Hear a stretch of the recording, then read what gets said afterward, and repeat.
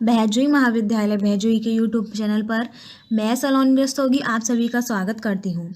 आज हम एमए प्रथम वर्ष की उपचारात्मक पोषण में से किसी एक टॉपिक के बारे में चर्चा करेंगे। तो आज का हमारा टॉपिक है हार्ट डिसीज़, यानी कि हृदय रोग कैसे होता है, हृदय रोग के क्या क्या कारण हैं, हमें हृदय रोग में किस तरह का आहार देना चाहिए, उसके क्या क्या उपाय हैं, इन सभी के बारे में आज हम बताएंगे। तो सबसे पहले बात करते हैं कि हृदय रोग है क्या। तो हृदय की मांसपेशियों का स्वास्थ्य पर्याप्त मात्रा में पोषक तत्वों के प्राप्त होने पर निर्भर करता है। कुपोषित व्यक्तियों में हृदय की मांसपेशियां दुर्लभ हो जाती हैं, जिससे गहरी व लंबी सांस लेने में काफ़ी कठिनाई होने लगती है। हृदय की धड़कन भी हमारी काफ़ी तीव्र हो जाती है, उसका जो आकार है हृदय का वो भी बढ़ जाता है और मरमर की आवाज़ आने लगती है। ये सभी लक्षण प्रकट होने लगते हैं।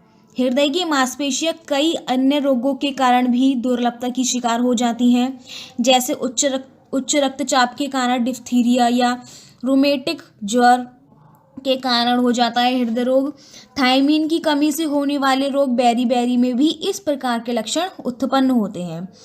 हृदय रोग में हृदय का बाह्य आवरण पेरिकार्डियम प्रभावित हो जाता है। इसके अतिरिक्त आंतरिक आवरण जैसे एंडोकार्डियम कहते हैं, हृदय में विद्यमान रक्त नलिकाएं तथा उससे बाहर जाने वाली रक्त नलिकाएं एवं हृदय के सभी बल्ब रोगग्रस्त हो जाते हैं। हृदय दो प्रकार के हो सकते हैं, जैसे तीव्र और दीर्घकालीन। हृदय रोग के लिए उम्र की कोई भी सीमा नहीं होती है, क्योंकि इसकी कोई भी सीमा नहीं होती, यह किसी भी रोग में हो सकता है। लेकिन 45 वर्ष की उम्र के बाद इसकी संभावना जो है वो काफ़ी बढ़ जाती है। हृदय रोग जो है वो हमारा 45 वर्ष की उम्र के बाद काफ़ी बढ़ जाता है, क्योंकि उम्र के बढ़ने के साथ साथ हृदय की रचना और मांसपेशियों की क्षमता भी धीरे धीरे कम हो जाती है। हृदय रोग वंशानुगत भी हो सकता है। ये हमारा हृदय रोग था। अब हम देख लेते हैं कि हार्ट अटैक एवं हार्ट फेलियर ये कैसे हो जाता है और किस कारण से हार्ट अटैक हमें सबसे ज़्यादा होता है, तो ये देखते हैं। तो रक्त धमनियों में एथीरोमा रोग होने से हृदय के आंतरिक भाग क्षतिग्रस्त हो जाते हैं।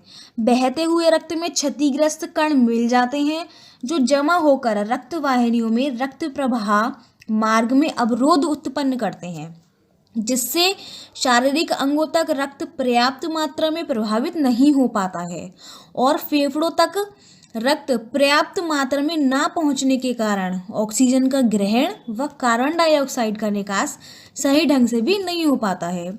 इससे रोगी को सांस लेने में भी कठिनाई बहुत महसूस होने लगती है। जब रोगी जबरदस्ती सांस लेने की कोशिश करता है तो इससे बक्ष में बाईं ओर भयंकर पीड़ा होने लगती है और सांस की गति जो है वो धीमी पड़ जाती है, जिसे हम शॉर्टनेस ऑफ ब्रीथ कहते हैं। इस स्थिति के बढ़ने से यकृत और गुर्दे भी हमारे प्रभावित होते हैं, उन पर भी बहुत बुरा प्रभाव पड़ता है, जिससे शरीर में सूजन बढ़ने लगती है। इसे ही हम हार्ट अटैक कहते हैं। यदि यह स्थिति और अधिक विस्तृत क्षेत्र में फैल जाती है तो तुरंत मृत्यु भी हो सकती है। हृदय पर अधिक कार्यभार पड़ने पर, जैसा कि मोटापा बढ़ने में उसकी मांसपेशियां बढ़ जाती हैं और निर्बल पड़ जाती हैं और उनकी शक्ति और कार्य क्षमता में भी कमी आने लगती है हमारा मोटापा बढ़ने से। तो इस स्थिति में भी हार्ट फेलियर, उसको हार्ट फेलियर कहा जाएगा या हार्ट अटैक की स्थिति उसमें उत्पन्न हो जाएगी। हार्ट फेलियर में भी रोगी को बक्ष में तीव्रता से हृदय का धड़कना महसूस होता है, सांस फूलने लगती है और रोगी लंबी सांस नहीं ले पाता है। रक्त वाहिनियाँ भी उसकी फूल जाती हैं और फड़कती हुई नज़र आती हैं। रोगी को भूख भी नहीं लगती, शरीर बिल्कुल निर्बल हो जाता है, शरीर में जल जमाव भी होने लगता है और ये सूजन पैरों और चेहरे पर उसकी अधिक दिखाई देने पड़ती है। सूजन को कम करने के लिए रोगी को पूर्ण विश्राम, औषधियों के साथ साथ आहार में सोडियम की मात्रा को कम कर देना चाहिए। हृदय रोग से पीड़ित व्यक्तियों को अधिकाधिक आराम ही करना चाहिए, क्योंकि उनमें ऑक्सीजन की मांगों को पूरी करने की क्षमता कम हो जाने के कारण जो कुछ ऑक्सीजन उपलब्ध है उसी से काम चलाना पड़ता है। इसे हार्ट अटैक और हार्ट फेलियर कहते हैं। अब हम देख लेते हैं कि आहार द्वारा उपचार इसमें कैसे करा जा सकता है। आहार से हम हृदय रोगी को किस तरह से उपचार उसका कर सकते हैं, उसको ठीक कर सकते हैं। तो हार्ट अटैक की स्थिति में रोगी को पर्याप्त पोषक तत्व जैसे प्रोटीन, कार्बोहाइड्रेट, विटामिन युक्त आहार देना चाहिए। कैलोरी की मात्रा जो है वो कम कर देनी चाहिए, जिससे हृदय के भार का भी बोझ ना बढ़े। उसके बाद रोगी को भोजन कम मात्रा में देना चाहिए, जिससे वह आसानी से भी पचा सके। ऐसा नहीं है कि हृदय के रोगी को बहुत सारा आहार एक बार में खिला दिया जाए, उसको धीरे धीरे करके थोड़ा थोड़ा आहार देना चाहिए, जिससे कि उसका आसानी से पच सके। आहार में वसा की मात्रा सीमित रखनी चाहिए, यह रोगी के शारीरिक आकार पर भी निर्भर करता है। यदि पहले से ही मोटापे की स्थिति है तो वसा की मात्रा बिल्कुल नाम मात्र के लिए शामिल करना चाहिए। जिन भोज्य पदार्थों में कोलेस्ट्रॉल की मात्रा अधिक रहती है उन्हें बिल्कुल नहीं देना चाहिए, जैसे हमारा अंडा, मांस, मछली, ये सब उसको नहीं देना चाहिए। इसके अलावा इस अवस्था में फल व फल का रस जितना रोगी ले सके देना चाहिए उसको। हरी सब्जियों का सूप, उबाली हुई सब्जियों का भी उसमें प्रयोग किया जा सकता है। कुछ दिनों तक रोगी को इसी तरह के आहार पर ही रखना चाहिए। जैसे ही उसकी दशा में सुधार हो, उसको भूख लगने लगे, तो दूध व दूध से बने पदार्थ जैसे दलिया, खिचड़ी, पतली रोटियां, दाल, सब्जी के साथ उसको दिया जा सकता है। उसके बाद रोगी के आहार में समय समय पर परिवर्तन भी करते रहना चाहिए। नमक का प्रयोग अलग से नहीं करना चाहिए, बल्कि नमक युक्त खाद्य पदार्थों को ही आहार में शामिल ही नहीं करना चाहिए। डॉक्टर की सलाह के अनुसार ही उसको नमक की मात्रा पूरे दिन के आहार में शामिल करनी चाहिए। हृदय के रोगी को जो है नमक बहुत कम खाना चाहिए। विटामिन की पूर्ति के लिए आहार में अधिकाधिक फल और सब्जियों का प्रयोग उसको करना चाहिए। इसके साथ ही बी कॉम्प्लेक्स, विटामिन ए, सी से युक्त औषधियाँ दी जानी चाहिए। इन अवस्था में मद्यपान, धूम्रपान, तंबाकू, इन सब से उसको दूर ही रहना चाहिए। तो इस तरह का उपचार हमें रोगी को करना चाहिए। उसके बाद देख लेते हैं कि हृदय रोग के कारण कौन कौन से हैं। हृदय रोग हमारा किन किन कारणों से भी हो जाता है। तो सबसे पहला पॉइंट इसमें आएगा वंशानुक्रम, यानी हृदय रोग का एक कारण वंशोत्पत्ति की एक इकाई भी होता है।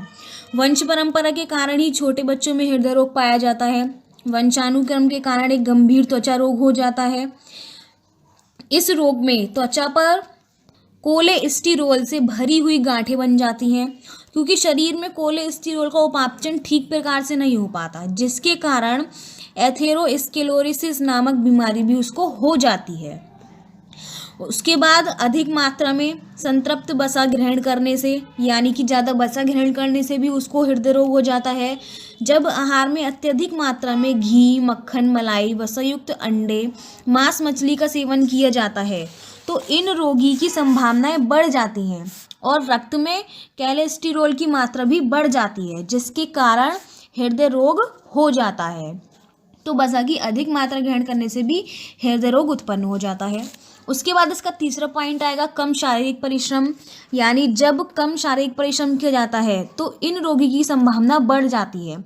यानी कि जो कम शारीरिक परिश्रम करते हैं, बैठे रहते हैं ज़्यादा देर तक, उनमें भी हृदय रोग बहुत अधिक पाया गया है।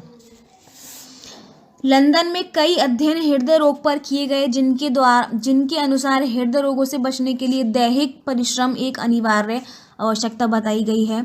इन अध्ययनों के अनुसार आरामदायक व्यवसाय और निश्चित ढंग से बैठे रहने वाली नौकरियां, जैसे कि क्लर्क है, ऑफिसर, ड्राइवर में, इनमें हार्ट अटैक की अधिक केस पाए गए हैं, क्योंकि वो बैठे रहते हैं तो इसलिए उनमें अधिक केस पाए गए हैं। लेकिन कई नौकरियों में शारीरिक क्रियाशीलता की अधिकता के कारण, जैसे बस कंडक्टर हो गया, पोस्टमैन है आदि, इन रोगियों की संभावना कम रहती है, क्योंकि ये भागते रहते हैं इधर उधर, तो इन रोगियों में हृदय रोग की संभावना कम रहती है। उसके बाद धूम्रपान और मादक पेय पदार्थों का भी सेवन, जैसे मादक पेय पदार्थ तथा धूम्रपान अधिक मात्रा में करने से अन्य हृदय रोग की संभावना भी उसमें बढ़ जाती है, क्योंकि सिगरेट, बीड़ी, तंबाकू में निकोटिन पाया जाता है, जो कि धमनियों को अत्यंत संकुचित बना देता है।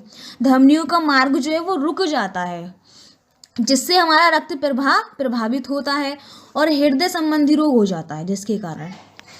उसके बाद कठोर जल के सेवन से, कई अध्ययनों द्वारा यह भी ज्ञात हुआ है कि कठोर जल के लगातार सेवन से भी हृदय रोग की संभावना हमारी बढ़ जाती है। उसके बाद कार्य की प्रगति, यानी कई व्यवसायों में, जैसे रेयन के कारखानों में किए गए अध्ययनों द्वारा यह ज्ञात हुआ है कि लगभग इस तरह के कारखानों में काम करने वाले 42% कर्मचारियों में हृदय रोग पाए गए, क्योंकि लगातार कुछ विषम युक्त रसायन निकलते रहते हैं, जैसे हमारा विस्कोस रेयॉन को बनाते समय लकड़ी के गूदे से सेल्यूलोज को निकालकर उसे कार्बन डाइसल्फाइड के साथ मिलाया जाता है। इस विषैली गैस के कारण कर्मचारियों में हृदय रोग उत्पन्न हो जाता है।